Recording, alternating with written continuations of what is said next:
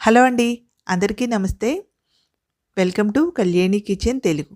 ఈరోజు నేను ఇన్‌స్టెంట్‌గా చేసుకునే బ్రేక్‌ఫాస్ట్‌ని చూపిస్తానండి. ఇది చాలా సింపుల్‌గా అయిపోతుంది. తక్కువ టైంలో కూడా అయిపోతుంది. ఈజీగా కూడా చేసుకోవచ్చు. దీనికి కాంబినేషన్‌గా టమాటా చట్నీని కూడా చూపిస్తాను. టమాటా చట్నీతో ఈ గుంట పొంగనాలు చాలా బావుంటాయండి. ఎలా చేయాలో చూద్దాం.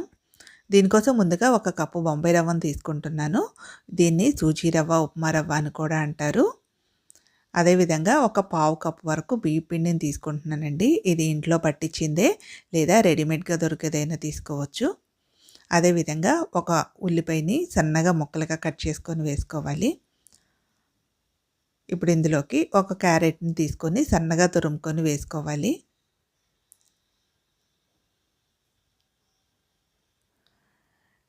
ఇందులోకి ఒక ఇంచు అల్లంని, 2 పచ్చిమిర్చిని తీసుకొని ఈ విధంగా చిన్న ముక్కలుగా కట్ చేసుకొని వేసుకోండి. అదేవిధంగా కొంచెం కొత్తిమీరని సన్నగా కట్ చేసి వేసుకోండి. మీకు కావాలంటే ఇందులో కరివేపాకైనా వేసుకోవచ్చు. రుచికి సరిపడా ఉప్పును కూడా వేసుకొని ఒక కప్పు పుల్లటి పెరుగుని వేసుకోండి. పెరుగు కొంచెం పులిసిందైతే పొంగనాల టేస్ట్ అయితే చాలా బావుంటదండి. పెరుగు వేసుకున్న తర్వాత ఇప్పుడు ఇదంతా మిక్స్ అయ్యేలా ఒకసారి కలుపుకోవాలి. ఇలా ఒకసారి మొత్తం కలుపుకున్న తర్వాత ఒక కప్పు వాటర్ కూడా యాడ్ చేసుకొని మరలా పిండి మొత్తం మిక్స్ అయ్యేలా కలుపుకోవాలి. ఇప్పుడు నాకు ఇందులోకి ఇంకొంచెం వాటర్ అయితే పడుతుంది. ఒక అరకప్పు వరకు అయితే వాటర్ వేసుకొని మొత్తం మిక్స్ చేసుకోవాలి. ఇలా మిక్స్ చేసుకొని ఒక 10-15 మినిట్స్ దీన్ని పక్కన పెట్టేసుకోండి. ఇప్పుడు పిండి నానేలోగా ఇందులోకి టమాటా చట్నీని చేసుకుందాం. స్టవ్ పై ఒక పాన్ పెట్టుకొని అందులో ఒక స్పూన్ ఆయిల్ వేసుకొని ఒక 10 పచ్చిమిర్చిని ఇలా 2 ముక్కలుగా కట్ చేసుకొని వేసుకొని కొద్దిగా వేయించుకోండి. ఇందులోకి ఒక టీ స్పూన్ జీలకర్ర కూడా వేసి వేయించుకోండి. ఇప్పుడు కట్ చేసుకున్నటువంటి టమాటా ముక్కలు ఒక కప్పు వేసి కలుపుకోవాలి. ఇందులోకి ఒక చిన్న అల్లం ముక్కను కూడా వేసుకోండి. అదేవిధంగా ఒక చిన్న ఉల్లిపాయను కూడా వేసుకోండి. ఉల్లిపాయ వేసుకున్న తర్వాత మొత్తం ఒకసారి కలుపుకొని స్టవ్‌ని మీడియం ఫ్లేమ్‌లో పెట్టేసుకొని మూత పెట్టి టమాటాలు మెత్తబడే వరకు మగ్గించుకోవాలి. ఇప్పుడు మూత తీసి చూద్దాం. 5-6 నిమిషాలకి టమాటాలు మెత్తగా అయిపోయినాయండి. స్టవ్ ఆపేసుకొని చల్లారపెట్టుకోవాలి. ఇప్పుడు ఒక మిక్సీ జార్ తీసుకొని చల్లారపెట్టుకున్న టమాటాలు, పచ్చిమిర్చి వేసుకోవాలి.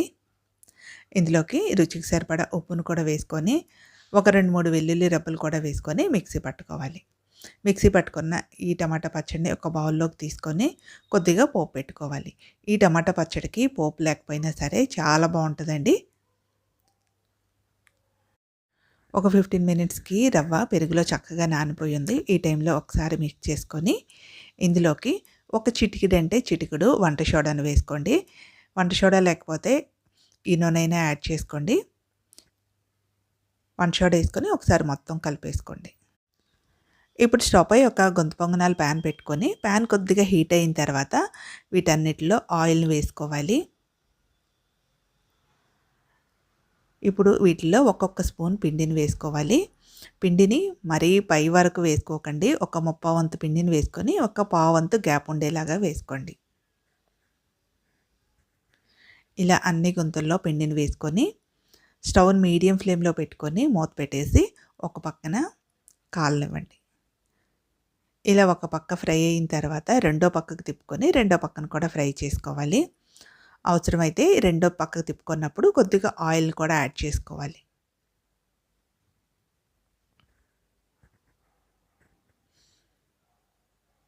ఇలా రెండో పక్క కూడా మీడియం ఫ్లేమ్‌లో పెట్టే కాలనివ్వండి. ఇలా రెండో పక్క కూడా కాలిన తర్వాత వీటిని ఒక ప్లేట్‌లోకి తీసుకుందాం. మనం బియ్య పిండి వేయటం వల్ల పైనైతే క్రిస్పీగా వస్తదండి. చూసారు కదా! లోపలైతే చాలా సాఫ్ట్‌గా ఉంటది. తప్పకుండా బియ్య పిండి అయితే కొద్దిగా యాడ్ చేయండి. వీటిని వేడి వేడిగా టమాటా చట్నీతో సర్వ్ చేసుకుంటే టేస్ట్ అయితే చాలా బావుంటది. ఇలా సింపుల్‌గా, ఇన్‌స్టెంట్‌గా ఏదైనా బ్రేక్‌ఫాస్ట్ చేయాలి అనుకున్నప్పుడు ఇలా రవ్వతో పొంగనాలు ట్రై చేయండి. చాలా బావుంటది. దీనికి కాంబినేషన్‌గా ఎప్పుడైనా సరే టమాటా పచ్చడి చాలా బావుంటది. ఇది బ్రేక్‌ఫాస్ట్‌లోనే కాకుండా ఈవినింగ్ స్నాక్‌గా కూడా తీసుకోవచ్చు. అన్నీ కూడా మనకి ఇంట్లో ఉండేవే. అప్పటికప్పుడు ఏదైనా టేస్టీగా, సింపుల్‌గా చేసుకోవాలనిపించినప్పుడు ఇలా ట్రై చేయండి. ఈ వీడియో నచ్చితే ఒక లైక్ చేయండి, సబ్స్క్రైబ్ చేసుకోండి. మీ ఫ్రెండ్స్‌కి, ఫ్యామిలీ మెంబర్స్‌కి షేర్ చేయండి. Thank you for watching.